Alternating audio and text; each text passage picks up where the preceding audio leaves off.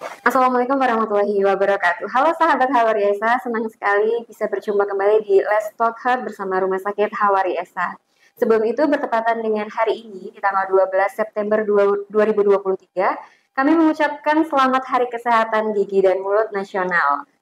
Membahas tentang kesehatan gigi dan mulut, apakah sahabat Hawariesa merupakan orang yang selalu menjaga kesehatan gigi dan mulut? Seringnya makan atau minum yang manis tanpa disadari jika tidak dibersihkan secara baik dan benar, itu dapat menimbulkan beragam penyakit. Nah, tidak hanya berkaitan dengan gigi dan mulut saja, tapi juga berkaitan dengan kesehatan organ lainnya. Karena kesehatan gigi dan mulut berkaitan erat dengan kesehatan tubuh lainnya. Oke, untuk itu kita akan berbincang dengan narasumber kita pada hari ini. Sudah hadir Dokter Gigi Anugrah Dwi Pangestu atau biasa disapa dengan Dokter Gigi Nunu ya, Dok? Ya, boleh. Oke, Dokter, selamat datang, Dokter. Apa kabar, Dok? Alhamdulillah baik. Saya ucapkan terima kasih buat dari marketing Hawariesa sudah memfasilitasi untuk berbincang-bincang mengenai kesehatan gigi dan mulut. Iya. Oke, Dokter. Untuk memulai pembahasan kali ini ya, Dok, ya, mungkin bisa dijelaskan terlebih dahulu anatomi gigi itu seperti apa, Dok? Jadi untuk anatomi gigi itu masing-masing gigi kan punya bentuk yang berbeda-beda. Ini kebetulan saya ada gambarnya. Ada contohnya ya, Dok ya? Ya. Ini untuk gigi itu kan ada beberapa jenis dan juga untuk ukurannya itu untuk gigi anak-anak dan dewasa itu berbeda. Berbeda, oke. Pada gigi anak-anak dia yang membedakan adalah ukuran dari dalam giginya.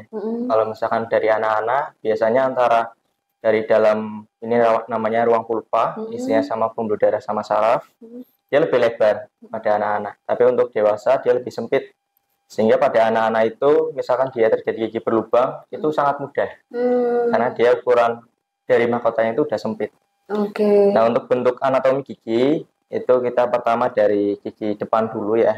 Namanya incisivus. Di depan itu dia berbentuknya seperti kayak sekop gitu. Dia fungsinya untuk memotong makanan. Jadi misalkan kita makan, ketika makanan masuk dipotong terlebih dahulu, nanti setelah itu dia dioperkan ke belakang. Jadi di belakang gigi incisivus atau gigi yang bentuknya sekop, dia nanti ada gigi taring atau gigi canines. Nah, gigi yang incisivus itu kan buat memotong makanan. Tapi kalau gigi taring seperti pada umumnya pada hewan buas ya, dia untuk mencabik-cabik makanan. Jadi misalkan daging. Biasanya pada hewan-hewan yang karnivora itu ada gigi caninesnya. Kalau manusia karena dia itu makannya apa saja dimakan, pasti ada gigi caninesnya juga. Di belakangnya lagi ada gigi geraham kecil atau disebut premolar. Nah, geraham kecil itu dia untuk membantu geraham besar untuk dia itu menumbuk makanan.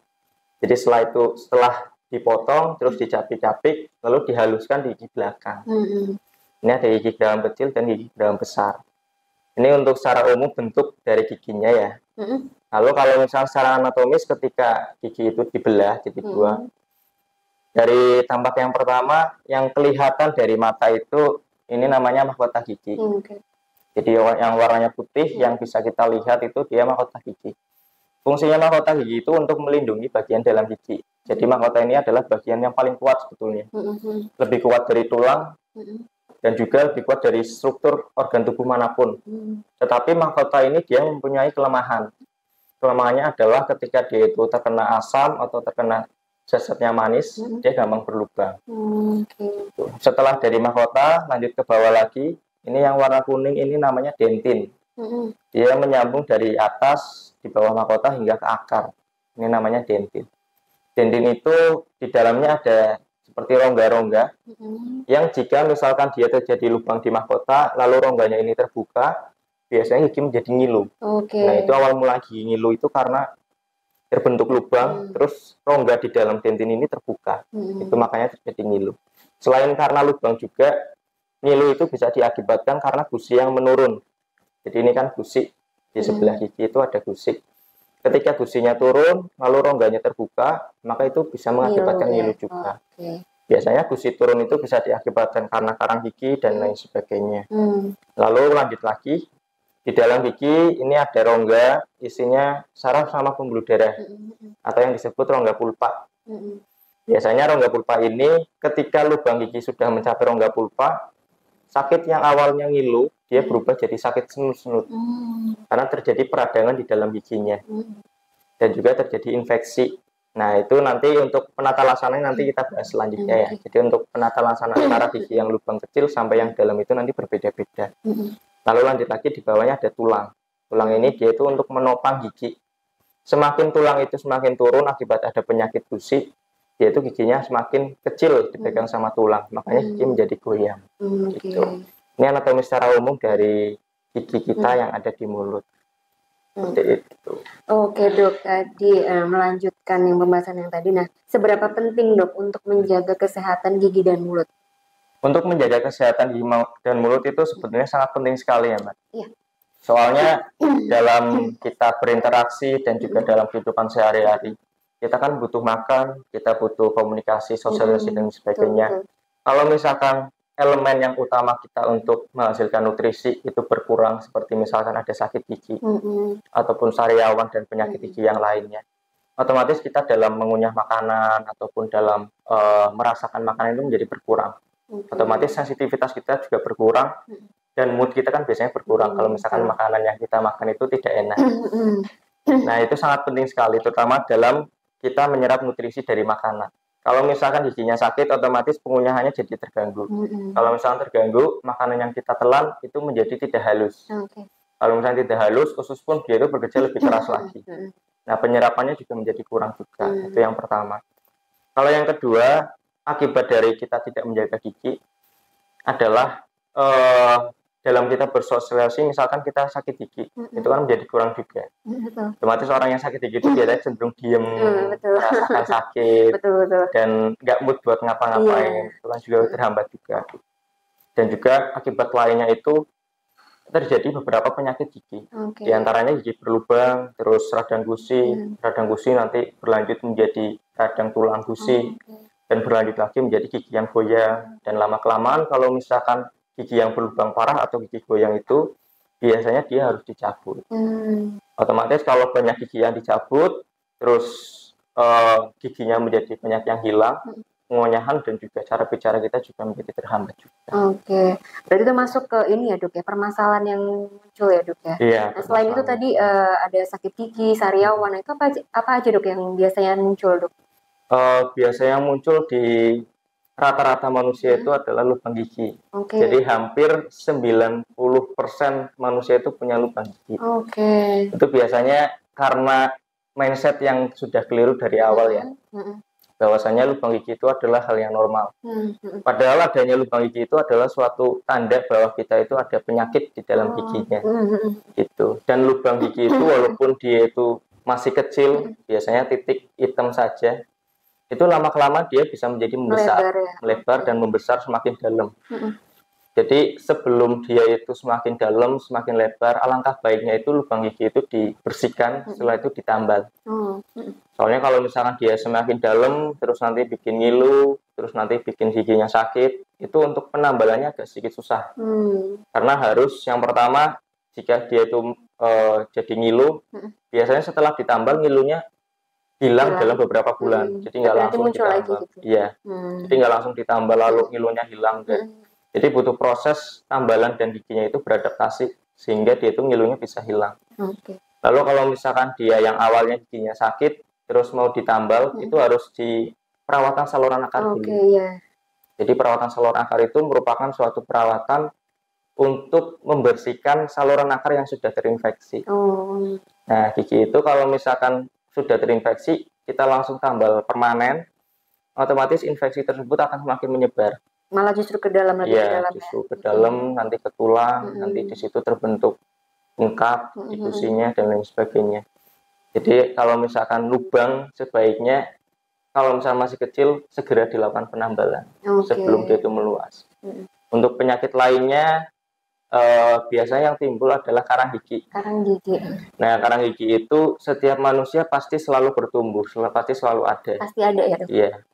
Dan juga karang gigi itu tidak bisa dibersihkan dengan sikat gigi biasa. Karena itu keras banget. Dan karena di dalamnya ada kandungan mineral ya, diantaranya ada kalsium yang mengendap. Jadi dia itu keras.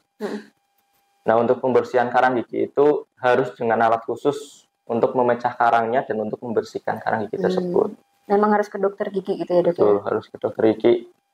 Paling dia harus cek rutin setiap 6 bulan sekali untuk melihat kondisi giginya dan juga kondisi apakah ada karang giginya atau tidak. Dan kondisi karang gigi itu kan karang gigi di dalamnya nggak hanya ada mineralnya, tapi juga ada kandungan bakterinya juga. Sehingga ketika ada karang gigi di sekitar gusi dan juga gigi, maka gusi tersebut menjadi meradang, menjadi kemerahan, meradang. Akibatnya ketika menyikat gigi itu biasanya gampang berdarah, gampang berdarah. Lalu lama-kelamaan ketika karang gigi semakin banyak, semakin menumpuk, gusinya semakin meradang, tulang di bawahnya juga semakin turun. Jadi semakin keropos, semakin keropos. Lama-kelamaan tulang semakin turun, giginya menjadi goyang. Itu penyakit periodontitis atau penyakit peradangan pada periodontal pada bawah gigi. Gitu. Untuk penyakit lainnya ada sariawan, terus pembekakan gusi dan lain sebagainya. Kalau sariawan itu ada yang karena hormonal, biasanya karena wanita yang menstruasi, biasanya kan ada yang kambuhan juga, dan juga karena penyakit anemia juga biasanya juga mempengaruhi sariawan. Dan juga sariawan itu bisa timbul karena trauma. Jadi misal kita tergigit lidahnya atau pipinya atau pas penggunaan kawat gigi itu kan kadang timbul sariawan juga. Betul.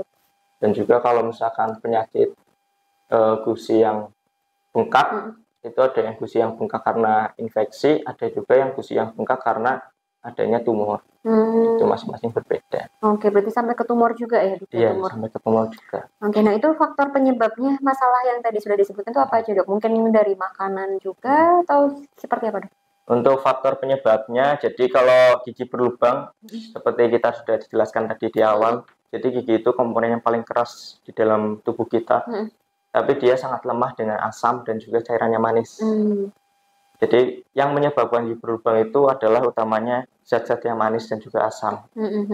Jadi misalkan kita habis makan atau minum yang manis, ketika ada zat yang tersisa di gigi, dia lama-kelamaan berubah menjadi asam. Jadi cairan zat manis berubah menjadi asam, dan giginya lama-kelamaan menjadi keropos. Keropos terbentuk seperti hitam atau coklat.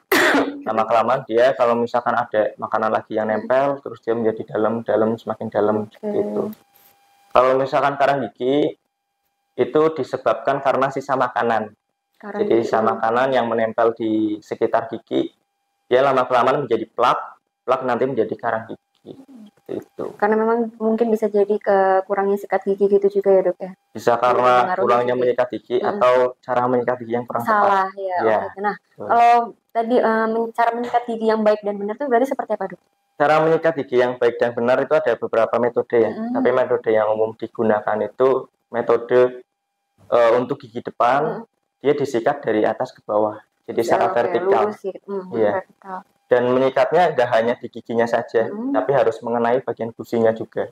Oh, justru malah sampai ke gusi ya? Tapi itu apa nggak menyebabkan tuh gusinya nanti? Kalau penggunaan sikat giginya yang tepat, sikat gigi itu kan harus dipilih yang soft ya. Oke, bulu yang lembut ya? Iya, jadi yang soft, nggak boleh yang keras. Kalau misalkan yang keras justru membuat gusinya rusak. Tapi kalau misalkan penggunaan yang soft dan cara menyikat giginya yang tepat dan berhati-hati, jadi nggak harus keras-keras ya. Pokoknya disikat aja pelan-pelan sambil ditekan ke bagian gusinya sedikit. Itu kan buat membersihkan di sela-sela gusinya juga. Jadi supaya makanannya itu nggak ada yang menyelak di sekitar gusinya juga. Jadi dibersihkan kalau dari depan itu vertikal atas ke bawah. Atas ke bawah. Terus kalau misalkan gigi yang belakang, yang samping itu dengan gerakan membulat. Memutar. Jadi memutar kanan dan kiri. Lalu untuk bagian gigi yang atas, yang dia itu bersentuhan antara gigi dan atas itu, dia gerakannya ke depan belakang. Ke depan belakang ya. Terus juga untuk bagian dalam, bagian langit-langit di giginya dan juga bagian di lidah, dia dengan gerakan mencongkel. Oh, mencongkel. Iya, jadi seperti mencongkel sesuatu. Nah, itu buat membersihkan makanan di sela-sela situ. Oke dok, tadi mengenai tadi yang ada penyakit seperti sariawan ya, karena ada gigitan gigi gitu ya, secara nggak langsung terkena gigi, goresan. Nah, bisa juga tadi dengan dari behel ya, mengenai behel. Berarti kan behel itu sebenarnya itu untuk mengatur posisi gigi yang kurang tepat gitu ya dok ya? Iya, nah, betul sekali. Banyak yang apa ya namanya, banyak orang-orang awam itu justru malah pakai behel itu hanya untuk estetik aja dok. Hanya untuk fashion ya? Iya betul. Nah berarti sebenarnya itu perlu kita pakai behel itu dalam kondisi gigi yang seperti apa dok? Penggunaan behel itu dalam kondisi gigi yang ada yang berubah posisi, jadi tidak rata. Jadi posisi gigi itu kan sebenarnya dia posisinya parabola ya, parabola atau dia itu cenderung seperti rectangle, tapi dia itu agak bersudut sedikit. Pokoknya posisinya itu dia harus simetris antara gigi atas dan bawah.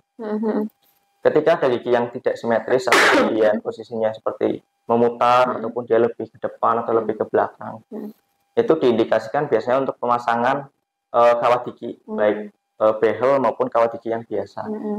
Jadi tujuan untuk pemasangan kawat gigi itu adalah untuk memperbaiki posisi giginya, baik gigi yang tidak beraturan ataupun gigi yang cenderung lebih maju ataupun lebih ke belakang dari posisi normal. Berarti bukan hanya estetik saja ya dok ya? Karena memang di orang-orang awam itu memang hanya untuk estetik aja gitu loh dok. Oke, nah untuk pemasangan behel itu sendiri dok, sebaiknya itu di umur berapa dok? Untuk pemasangan behel sebaiknya di umur sekitaran 13 tahun ke atas. Oh, mulai dari 13 tahun. Jadi ketika gigi permanennya sudah tumbuh semua dan biasanya kan ketika umur 13 tahun ke atas itu lagi pertumbuhan rahang juga. Jadi sekaligus giginya kita perbaiki dan juga rahangnya juga semakin berkembang. Jadi ketika rahangnya sudah terbentuk sempurna, giginya sudah dalam kondisi normal, maka susunan giginya udah baik. Jadi seharusnya ketika umur 14 tahun ke atas ketika sudah gigi permanen semuanya. Oke. Berarti di bawah 13 itu nggak boleh ya dok ya? Tergantung, kalau misalnya dia sudah permanen semua, itu boleh. Tapi rata-rata biasanya pertumbuhan gigi permanen akhir itu sekitar umur 13 tahun yang tadi. Oke, nah untuk kesehatan gigi dan mulutnya di dalam kondisi gigi yang behel itu seperti apa dok? Untuk kesehatan gigi dan mulut untuk penggunaan behel ya pastinya. Biasanya harus ada beberapa jenis. Jadi ada yang behel yang konvensional, sama satu lagi yang dia itu sistemnya nggak pakai karet. Jadi namanya self ligating ya. Dan juga ada juga sistem kawat gigi yang dia itu lepasan. Masing-masing treatmentnya beda-beda ya. Kalau misalkan dia yang lepasan, berarti harus menjaga gigi kawat giginya supaya tetap bersih, supaya tetap terjaga. Dan juga yang paling penting itu harus rutin untuk kontrol ke dokter gigi. Soalnya supaya waktu perubahan pergerakan giginya itu dia itu terkontrol, tidak terlalu menekan dan juga tidak terlalu lama juga. Untuk penggunaan kawat gigi yang konvensional itu harus kontrol paling tidak sebulan sekali. Sebulan sekali. Iya, jadi karena untuk penggantian karet giginya itu. Karena kalau misalkan karet gigi dia itu dibiarin dalam waktu yang lama, biasanya nanti akan timbul jamur dan juga biasanya ada makanan yang menyelip di sela-sela kawat giginya dan itu kan bisa menyebabkan gigi berlubang. Kalau misalkan kawat gigi yang self ligating ataupun yang dia itu tanpa karet, dia biasanya kontrolnya sekitar 2 bulan atau 3 bulan sekali karena dia tidak perlu mengganti karet. Jadi biasanya harus hanya untuk kontrol evaluasi dan juga untuk pembersihan bagian sela-sela giginya saja. Nah kalau untuk berarti kan untuk perawatan di kondisi gigi yang berbehel itu malah lebih khusus ya dok ya? Jadi berarti 1 bulan sekali gitu ya dok ya? Kunjungan sebulan sekali untuk penggantian kawat dan tadi karet tadi ya dok ya? Karena kalau misalkan penggunaan kawat gigi kan sebenarnya kalau tidak terkontrol itu bahaya. Jadi bukannya dia untuk merubah posisi gigi, tapi malah nanti giginya menjadi goyang. Dan juga kalau misalkan dia kondisi rongga mulutnya tidak terkontrol, itu bisa menyebabkan gigi berlubang juga. Gitu. Berarti yang tadi ya dok ya, di awal yang tadi dokter sudah bicara tentang penyakit ya dok, penyakit yang timbul. Nah itu kan berarti itu perbedaan dari gigi yang normal yang tanpa behel dan ini yang dengan behel. Berarti kan kadang kan orang yang pakai behel itu justru sakit gigi ya dok ya, terus kemudian salah mengunyah gitu, terus gesek dan menjadi sariawan. Kemudian bisa ke rahang juga ya dok ya karena sakit karena gesekan itu. Kemudian bisa jadi langsung ke migrain juga. Nah selain itu dok, nah penyakit-penyakit berarti lebih parah dong dok, berarti nanti penyakit yang ada di kondisi mulut atau nanti bagian organ lain gitu secara dia menggunakan behel gitu dok, lebih kalau parah. Penggunaan gitu, behel itu sebetulnya Tergantung dari masing-masing individunya ya. Kalau misalkan dia nggak terkontrol itu biasanya muncul yang tadi resiko-resiko seperti rahangnya menjadi sakit, terus gigitannya menjadi tidak nyaman, terus habis itu membuat kondisi giginya menjadi sakit dan lain sebagainya. Tapi kalau misalkan kondisinya terkontrol, biasanya tidak menimbulkan gejala seperti itu. Jadi kondisinya masih kondisi seperti gigi normalnya. Cuman dia itu karena adanya benda asing ya. Iya, betul. Itu bisa menyebabkan gesekan yang bisa mengakibatkan sariawan. Biasanya itu saja sih permasalahan yang paling umum. Kalau misalkan permasalahan lainnya itu biasanya yang paling parah akibat gigi berlubang. Jadi kalau misalnya gigi berlubang, itu kan rawan terjadi infeksi ya. Infeksi itu kalau di dalam tubuh, misal dia itu infeksi kronis, biasanya nanti muncul yang namanya abses atau nanah. Oh, bernanah. Jadi bernanah di bawah giginya itu nanti akan timbul nanah, terus menjadi gusinya bengkak. Dan nanah itu dia bisa menjalar kemana saja. Jadi dia bisa masuk ke dalam pembuluh darah, lalu dia itu nanti bisa masuk ke dalam jantung dan lain sebagainya. Nah, bakteri itu kalau misalkan dia masuk ke dalam jantung, nanti menyebabkan penyakit jantung, itu bisa mengakibatkan itu. Oh, bisa dari situ juga ya, Dok ya? Makanya kalau misalnya yang infeksi akibat gigi berlubang, itu harus sekali dilakukan perawatan. Soalnya akibatnya itu sangat banyak sekali. Selain ke jantung juga bisa mengakibatkan infeksi di rahangnya juga. Biasanya di sini nanti ada pembengkakan besar. Nama diagnosisnya itu angina Ludwig atau Ludwig angina atau Blackmon ya. Jadi dia itu pembengkakan pada daerah rahang sini. Nah, kalau misalnya di sini bengkak besar, gitu ya, Dok? Ya seperti gondok. Kalau misalnya di sini bengkak besar, nanti dia menghambat saluran pernafasan. Jadi kalau misalnya sudah dihambat, itu bisa mengakibatkan henti nafas dan juga lain sebagainya. Gitu. Berarti banyak banget ya, Dok ya, malah tadi sampai ke jantung juga gitu ya, Dok. Oke, nah sikat gigi, Dok, kalau mengenai tadi cara perawatan gigi dan mulut dari sikat gigi itu sebaiknya berapa kali, Dok, dalam sehari, Dok? Sikat giginya ya? Iya. Untuk menyikat gigi yang baik itu sehari 2 kali.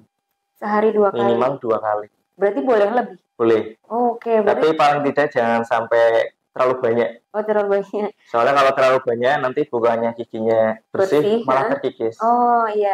Jadi paling tidak sehari minimal 2 kali, paling tidak 3 kali lah. Oh, paling maksimal 3 kali sehari. Jadi kalau misalnya 2 kali itu yang paling bagus itu pagi hari setelah sarapan. Jadi bukan pagi hari setelah. Sebelum sarapan ya, Dok? Iya, biasanya kan bangun tidur terus mandi sekaligus sikat gigi. Justru pagi hari itu setelah sarapan, jadi setelah mandi sarapan dulu atau sarapan dulu terus mandi nyikat gigi itu malah boleh. Oke, justru soalnya tujuan nyikat gigi kan buat membersihkan sisa makanan ya. Nah, kalau misalkan habis nyikat gigi terus kita makan, sisa makanan kan masih ada.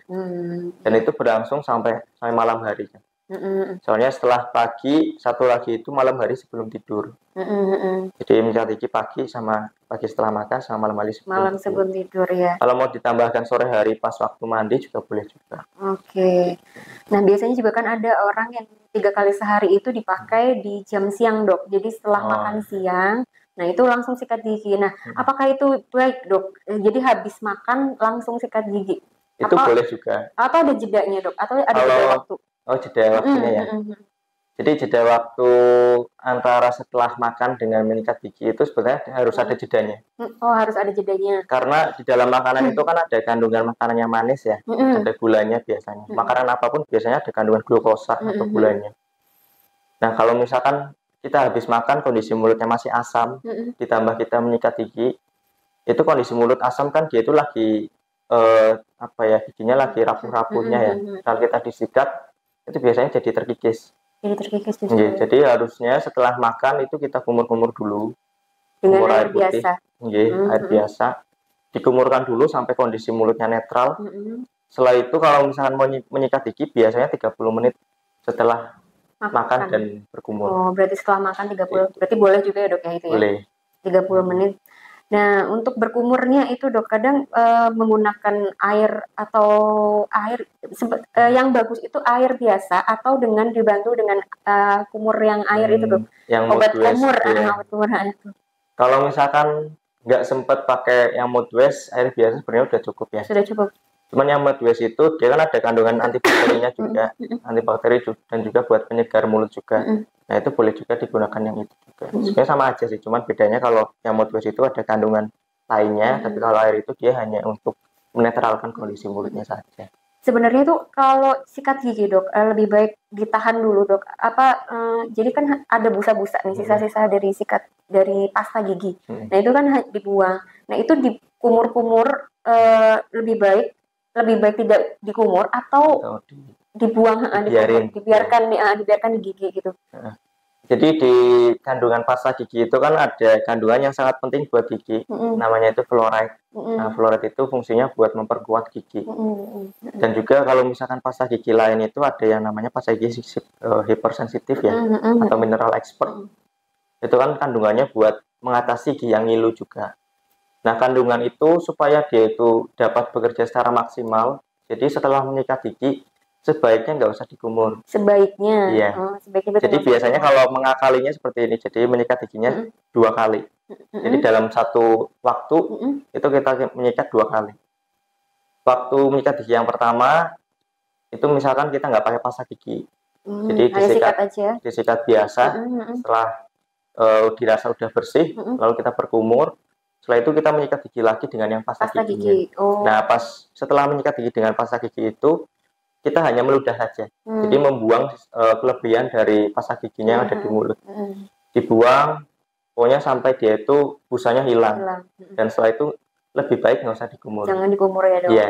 Biar kandungan dalam pasta giginya bisa bekerja secara maksimal, bisa meresap. Oke, berarti memang lebih bagus jangan dikumur ya. Jangan dibuang gitu ya dok ya. Kalau pasta giginya ya jangan dibuang, jangan dikumur. Ya. Jangan dikumur.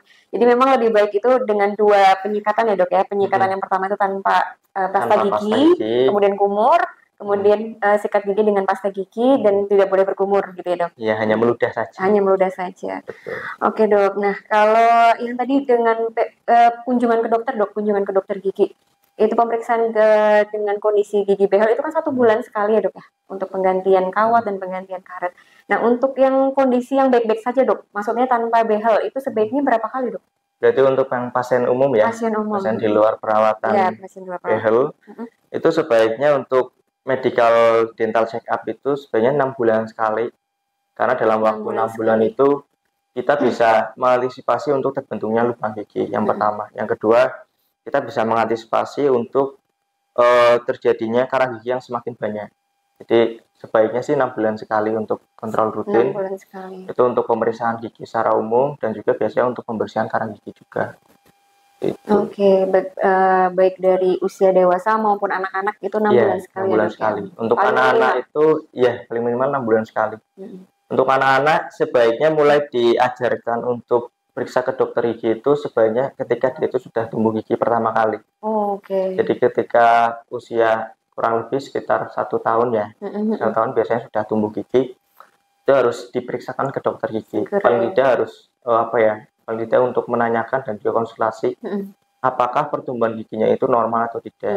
Soalnya biasanya akibat dari waktu kehamilan, kekurangan kalsium dan juga faktor genetik lainnya, biasanya pertumbuhan giginya menjadi abnormal. Bisa karena ukuran giginya yang tidak normal ataupun pertumbuhan posisinya dan juga pertumbuhan erupsi giginya yang terlambat ataupun dia itu terlalu cepat. Itu juga harus diwaspadai juga. Jadi sebaiknya untuk anak-anak itu ketika tumbuh gigi pertama atau sekitar umur 1 tahun sudah dilakukan konsultasi dan pemeriksaan. Itu. Dan juga untuk pencabutan gigi anak-anak biasanya yang mulai ganti gigi itu biasanya mulai dari 6 tahun. Jadi umur 6 tahun itu biasanya mulai pergantian gigi yang bawah depan. Itu yang gigi hitam-hitam bukan ya dok? Gigi yang hitam. Kalau misalkan giginya dalam kondisi baik itu giginya masih putih. Jadi masih putih, cuma dia ukurannya lebih kecil, lebih kecil dari gigi permanennya. Nah itu biasanya sekitar umur 6 tahun itu sudah mulai ganti gigi. Biasanya mulai goyang. Habis itu kalau misalkan dia udah goyang dan dia bisa lepas sendiri, biasanya kan harus dibantu. Dibantu. Gitu.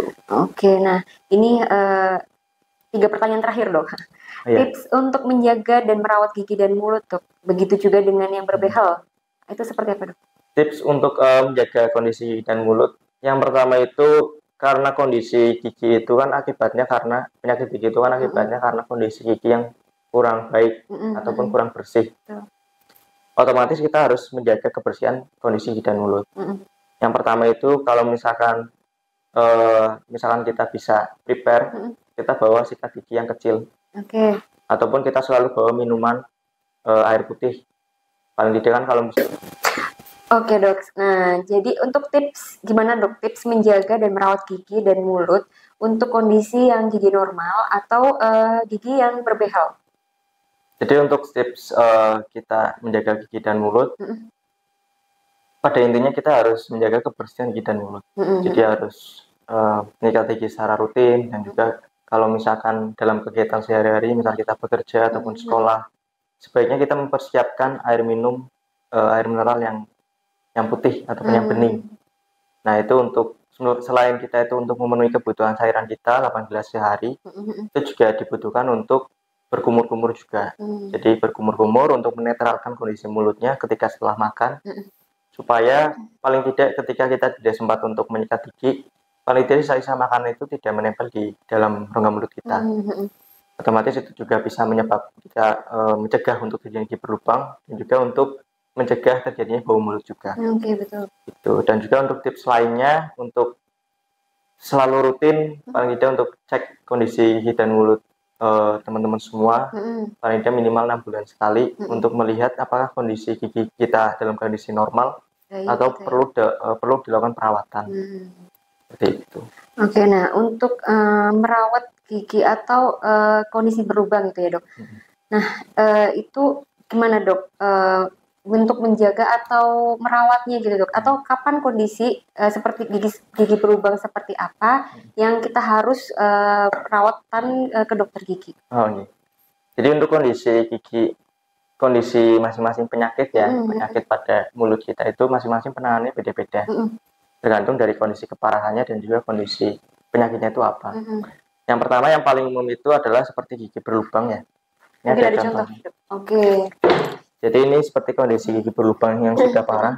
Kalau misalnya gigi berlubang yang kecil, itu kan bisa langsung dilakukan penambalan. Ataupun gigi yang patah tanpa ada keluhan sakit, itu juga bisa dilakukan penambalan. Tapi kalau misalkan gigi dengan kondisi seperti ini, dia sudah lubang besar banget, sudah parah ini ya dok ya? Sudah besar dan juga sudah dalam banget, otomatis dia itu sudah ada bakteri yang masuk ke dalam saraf gigi. Nah kalau misalkan sudah ada bakteri yang sudah masuk ke dalam saraf gigi tersebut sudah otomatis terindikasi infeksi pulpa ataupun infeksi pada dalam giginya. Namanya itu pulpitis ataupun infeksi pada jaringan pulpa. Kalau sudah seperti ini seharusnya dilakukan pembersihan. Jadi dibersihkan semua jaringan gigi berlubangnya. Lalu setelah itu bagian dalam giginya yang tadi ada saraf sama pembuluh darah yang sudah terinfeksi diambil semuanya, dibersihkan, lalu dilakukan penambalan. Dan juga kalau misalkan untuk perawatan, itu kan perawatan saluran akar ya. Oh sebutannya perawatan saluran akar ya dok ya? Iya, perawatan saluran akar. Nah kalau perawatan saluran akar itu kan harus beberapa kali kunjungan, karena untuk tahapannya itu lumayan banyak sekali. Nah kalau misalkan pasien ternyata tidak bisa untuk kontrol beberapa kali kunjungan dan giginya sudah tidak nyaman sekali karena sering sakit dan juga ada infeksinya, dan pengen segera dilakukan penanganan, pilihan lainnya selain dirawat saluran akar itu dicabut. Jadi harus direlakan, dicabut. Nanti kalau gigi dewasa itu dia nggak tumbuh lagi. Ya, ompong berarti ya dok? Iya, ompong. Dan gigi yang ompong untuk jangka pendek itu tidak ada efek sampingnya. Tapi kalau untuk jangka panjang itu nanti ada efek sampingnya. Apa itu dok? Jadi untuk efek sampingnya, nanti sekitar gigi ini yang di samping-sampingnya ini kan saling bertempetan ya. Otomatis ada yang menjaga ruangan di sebelah sini. Ketika gigi ini hilang, gigi ini nanti akan bergerak ke depan. Kalau gigi yang sebelah sini dia bergerak ke belakang. Jadi saling menutup. Jadi malah bertemu gitu ya dok? Iya, saling menutup, dan menutupnya itu dia bukan menutup yang pergerakannya normal. Kalau pergerakan normal kan kayak gini ya. Tapi dia menutupnya miring. Sehingga ketika gigi itu miring, tumpuan giginya tidak menjadi seimbang. Dan kalau nggak seimbang, nanti timbul penyakit radang gusi. Kalau timbul penyakit radang gusi, lama-kelamaan tulangnya menjadi keropos dan juga gini menjadi goyang. Itu efek jangka panjangnya. Karena biasanya banyak ditemukan setelah dicabut satu gigi, 10 atau 20 tahun kemudian gigi sebelahnya menjadi goyang. Itu akibatnya karena tidak digantikan dengan gigi palsu. Berarti penanganannya itu harus diganti gigi palsu begitu dok? Iya, kalau pencabutan, penanganan selanjutnya seharusnya digantikan dengan gigi palsu.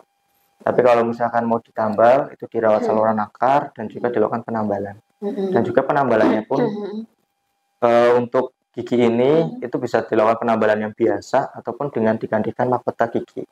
Jadi mahkota gigi seperti ini. Itu biasanya buat lubang yang sangat besar sekali sehingga kondisi struktur giginya menjadi kecil banget. Jadi supaya struktur giginya masih kuat, jadi digantikan dengan mahkota tiruan. Gitu. Lalu penyakit lainnya ketika gigi yang sudah berlubang dibiarkan terlalu lama sehingga dia itu nanti akan menjadi sisa akar saja. Jadi mahkotanya sudah hilang karena kropos atau karena pecah, dia meninggalkan akar di dalamnya. Ini kalau misalnya di belakang itu dia akarnya 2, tapi kalau di depan dia akarnya 1. Nah kalau akar seperti ini udah nggak bisa diselamatkan. Harus diambil, harus dicabut. Misalkan dibiarkan pun ini resiko infeksi. Jadi bisa sewaktu-waktu, misal pas waktu imunnya lagi turun, terus habis itu ada bakteri yang ngumpul di sini, itu bisa terjadi infeksi. Jadi kalau misalnya sudah seperti ini, sebaiknya diambil saja, dicabut dan digantikan dengan gigi palsu. Lalu ada kondisi lainnya, ini kondisi akibat penurunan gusi. Nah ini karena karang gigi, ini ada karang giginya ya. Ini karang gigi, dan juga ini biasanya di sini ada karang giginya.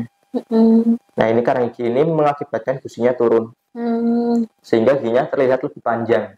Padahal ini bukan pemanjangan gigi, tapi penurunan gusi dan tulang. Lama kelamaan kalau misalnya gusinya dan tulangnya semakin turun, ini giginya jadi goyang. Ini pun kalau digerakin ini goyang giginya. Nah kalau misalnya kegoyangan gigi ataupun sudah kondisi seperti ini, ini harus pembersihan karang gigi. Setelah pembersihan karang gigi, misalkan giginya masih bagus, masih baik, dan tulangnya masih bisa dijaga, nanti bisa dipasangkan kawat buat penguat. Jadi ini namanya perawatan splinting. Splinting itu dia itu untuk memperkuat gigi supaya dia itu tidak goyang. Berbeda dengan behel gitu? Berbeda. Kalau behel kan dia buat merubah posisi gigi ya. Tapi kalau splinting itu dia buat menjaga supaya giginya itu tidak semakin goyang. Nah ini nanti digandeng antara gigi yang goyang dengan gigi yang masih normal. Jadi supaya dia itu tidak goyang-goyang. Ini berapa lama dok? Untuk perawatan splinting tidak ada jangka waktunya. Jadi selama giginya masih ada, splinting ini bisa terus dipertahankan. Cuman untuk perawatan splinting karena di situ ada kawat ya, biasanya makanan gampang nyelip, itu harus dilakukan kontrol rutin paling tidak 6 bulan sekali untuk pembersihan. Tetap 6 bulan sekali seperti gigi normal ya dok? Iya, seperti gigi normal, jadi nggak sebulan sekali. Karena splinting ini kan sebetulnya itu buat membantu saja supaya giginya itu tidak goyang saja. Gitu. Gigi palsu, tapi ini gigi palsu yang permanen. Jadi kalau gigi palsu yang permanen itu dia nanti digandeng dengan gigi sampingnya. Jadi gigi sampingnya itu dikikis kanan kiri, lalu dipasangkan dengan mahkota tiruan buat menggandeng gigi yang hilang. Ini perawatan gigi palsu yang permanen. Yang permanen lainnya juga ada seperti implan gigi. Kalau implan gigi tidak perlu melakukan pengikisan di sekitar gigi yang sebelahnya, tapi dia itu nanti dimasukkan seperti semacam skrup di dalam tulang giginya, lalu nanti dipasangkan mahkota tiruan. Itu permanen juga ya dok ya? Iya permanen juga. Kalau yang lepasan itu ada juga. Jadi kalau lepasan itu dia itu tinggal lepas pasang saja. Jadi nggak harus merubah struktur gigi yang lainnya, dan juga nggak harus melakukan pengeboran di dalam tulang giginya. Oke dok. Nah melanjutkan tadi ya, menjaga dan merawat gigi. Nah ada tidak dok makanan atau minuman yang dapat membantu menjaga kesehatan dan gigi dan mulut itu sendiri? Untuk makanan yang bisa membantu itu makanan yang banyak mengandung kalsium ya. Kalsium, fosfor, dan juga biasanya itu zat besi juga. Kalau kalsium dan fosfor itu bisa membantu untuk memperkuat kondisi gigi dan juga tulang kita. Terutama kalau misalkan pada ibu hamil dan juga pada anak-anak, itu kan masih tahap perkembangan. Nah itu harus dipenuhi kandungan kalsium dan juga fosfornya. Jadi buat pertumbuhan giginya supaya giginya itu tidak mudah rapuh. Kalau misalkan pada ibu hamil, biasanya kan ada tablet yang diminum rutin. Biasanya ibu hamil itu ada kalau enggak Fe, zat besi, dan juga kalsium. Nah kalsium ini dia itu dibutuhkan juga buat ibu hamil karena janin itu dia itu menyerap kalsium sang ibu. Nah kalau misalkan kalsium ibunya itu dia tidak tercukupi, maka dia itu nanti akan defisit kalsium, jadi kalsium berkurang. Nah, kalsium itu yang kekurangan dari ibunya itu nanti diambil dari gigi dan tulangnya. Lama-kelamaan kalsium yang diambil dari gigi dan tulang si ibu itu nanti akan menjadi rapuh. Jadi harus tercukupi supaya ibu dan bayinya itu terpenuhi buat kalsiumnya. Kalsium itu bisa dari susu dan juga kedelai, itu banyak mengandung kalsium. Dan juga selain itu tadi ada fosfor itu bisa dari daging juga. Dan juga zat besi, kalau zat besi itu dia buat meningkatkan kesehatan di jaringan mulut. Jadi dari gusi, terus bagian pipi dan juga lidah, itu zat besi itu dia itu buat membantu itu. Dan juga vitamin C itu biasanya buat regenerasi. Jadi misalkan ada sariawan, biasanya kan diminumi vitamin C dan juga obat sariawan. Itu buat regenerasi supaya penyembuhan luka di dalam mulut kita itu semakin cepat. Gitu. Oke dok, nah ini pertanyaan terakhir ya dok ya. Sebelum penutup, kebiasaan buruk apa dok yang perlu kita hindari untuk tentunya untuk menjaga kesehatan itu dok? Untuk kebiasaan buruk itu banyak sekali ya. Kalau misalnya pada anak-anak, biasanya itu kebiasaan buruk menggigit kuku, menghisap jempol, terus habis itu seperti menggerot-gerotkan gigi, gesek-gesekin, sama mengunyah satu sisi. Itu sebenarnya kebiasaan buruk ya. Satu sisi mengunyah. Iya. Emang sebaiknya harus seimbang. Karena kalau misalkan dia anak-anak sering menghisap jempol ataupun menggigit kuku, itu biasanya pengaruhnya ke susunan giginya itu menjadi berantakan. Jadi nanti biasanya terlihat gigi depannya itu terbuka, jadi nggak nutup. Kalau normalnya kan nutup ya. Tapi kalau misalkan pada anak-anak yang dia itu sering menghisap jempol, itu biasanya gigitannya terbuka. Jadi ada kayak rongga di tengah, walaupun dia itu sudah menggigit. Nah itu kalau misalnya sudah seperti itu harus dilakukan perawatan supaya kondisinya normal kembali. Lalu untuk kebiasaan lainnya seperti menggerot-gerot gigi, itu mengakibatkan giginya itu terkikis. Jadi kalau misalnya giginya sudah terkikis, biasanya nanti efeknya giginya jadi gampang ngilu. Nah, kalau misalnya udah gampang ngilu, kalau akibatnya karena terkikis, itu susah diatasi. Soalnya kalau misalnya ditambal pun agak susah. Soalnya kalau misalnya ditambal kan biasanya gampang lepas juga. Otomatis biasanya perawatannya itu harus dipakaikan mahkota di ruang.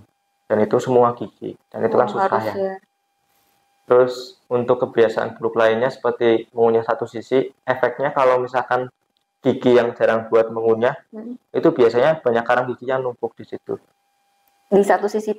Di satu sisi yang nggak digunakan. Oh, yang justru yang nggak digunakan? Iya, yang nggak digunakan. Soalnya kalau misalkan gigi yang digunakan itu kan ada gesekan dari makanan. Itu kan bisa bisa membersihkan, otomatis membersihkan ya. Jangan kita makan kayak sayuran, itu kan ada serat-seratnya. Misal dia itu mengenai gigi, dia otomatis membersihkan di sela-sela situ di gigi. Tapi kalau misalnya jarang digunakan, itu kan nggak ada pergerakan di situ ya. Otomatis kalau misalnya ada makanan sisa yang nempel di situ, dia akan diem terus di situ. Lama-kelamaan menjadi karang gigi. Itu. Dan juga selain itu, struktur dari rahangnya menjadi tidak simetris. Jadi biasanya jadi profilnya agak miring. Terus rahangnya menjadi agak tebal sedikit, antara yang di kanan sama kiri berbeda. Terus juga biasanya ada masalah di bagian ini sendi rahangnya. Biasanya pada bagian sendi yang sering digunakan itu biasanya semakin agak turun gitu, dan juga semakin terkikis gitu. Kalau misalnya yang jarang digunakan, dia itu menjadi kaku bagian sendinya. Makanya sekali digunakan langsung ketik ya dok ya? Iya, langsung ngilu rahangnya ya. Itu. Dan juga biasanya untuk sisi yang jarang digunakan terlalu lama, sensitivitas lidahnya juga semakin berkurang. Iya, jadi biasanya kalau misalnya kita terbiasa makan pakai sisi yang sebelah kanan, itu terasa enak. Nah, pas kita pindah sebelah kiri, kadang makanan jadi terasa berbeda rasanya. Itu. Nah, itu bisa mengakibatkan seperti itu juga. Jadi sebaiknya kalau misalkan sudah mengetahui info ini, segera dilakukan perubahan kebiasaan. Jadi untuk mengunyahnya mulai dibiasakan untuk bergantian kanan dan kiri. Jadi supaya kondisinya juga tidak semakin parah dan juga bisa seimbang juga. Oke dokter, terima kasih dokter atas penjelasannya dan sudah meluangkan waktunya di program Let's Talk Health kali ini ya dok ya. Oke, terima kasih juga untuk sahabat Hawariasa yang sudah menonton di Let's Talk Health kali ini. Semoga informasi yang disampaikan pada hari ini bermanfaat untuk sahabat Hawariasa. Sampai jumpa di Let's Talk Health bersama Rumah Sakit Hawariasa selanjutnya. Wassalamualaikum warahmatullahi wabarakatuh.